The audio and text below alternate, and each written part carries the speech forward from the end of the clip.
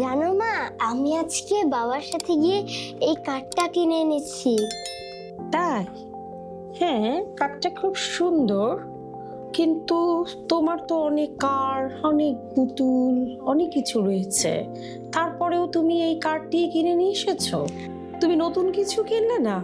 তুমি তো নতুন কিছু কিনতে পারতে, যেমন সায়েন্স ফান, তারপরে পাজেল, এই সমস্ত খেলনার মধ্যে দিয়ে তুমি অনেক কিছু শিখতে পারতে এবং তোমার অনেক জ্ঞান হতো, তুমি অনেক কিছু মজা করতে পারতে। মা, আমার সব বন্ধুরা তো এই কার্ড নিয়ে খেলে, তাই আমি এটা কিনেছি। আমি কি ভুল করেছি? না, তুমি ভুল করনি, কিন্তু তোমার তো অনেক ছোট বড় অনেক কার্ড আছে, কিন্তু তোমার বন্ধুদের হয়তো এরকম কার্ড নেই, তাদের হয়তো একটা বা দুটো আছে, তাই তারা কিনেছে, কিন্তু তোমার অনেক আছে। তুমি ভুল করেছো আমি বলবো না, তবে আমি তোমাকে একটি গল্প বলে সাহায্য করতে পারি। ঠিক আছে মা, তুমি আমাকে গল্পটি বলো। আচ্ছা, তাহলে আমি তোমাকে গল্পটি শোনাচ্ছি।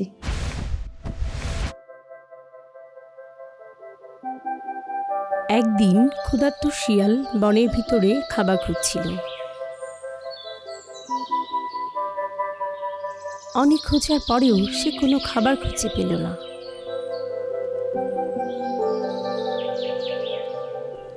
বনের ভিতর কোথাও কোনো খাবার নেই। আমি এখন গ্রামের দিকে যাব, আশা রাখি ওই দিকেই খাবার থাকবে।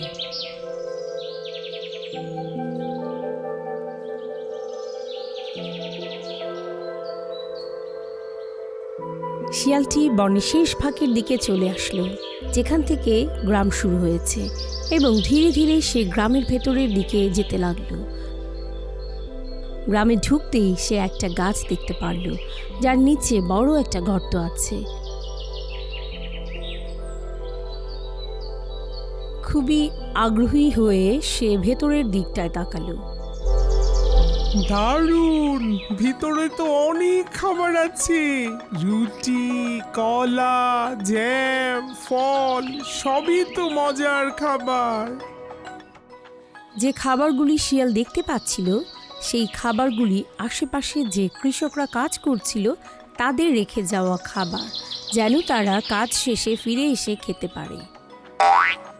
শিয়ালটি গর্তে ঝাঁপ দিল এবং যা যা খাবার রাখা ছিল অতি দ্রুত সব খাবার খেয়ে ফেলল।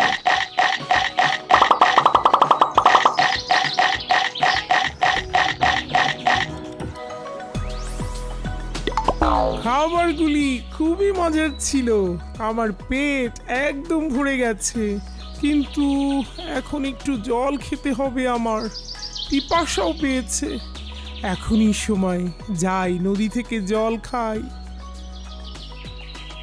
শিয়ালটি গর্তের ভিতর থেকে কয়েকবার ঝাঁপ দিল যেন গর্ত থেকে বের হতে পারে, কিন্তু সে যতবারই চেষ্টা করলো বের হতে পারল না, কারণ সে অনেক খাবার খেয়ে ফেলেছিল, আর তাই গাছের গর্তের মুখ খেয়ে সে আটকে গেল।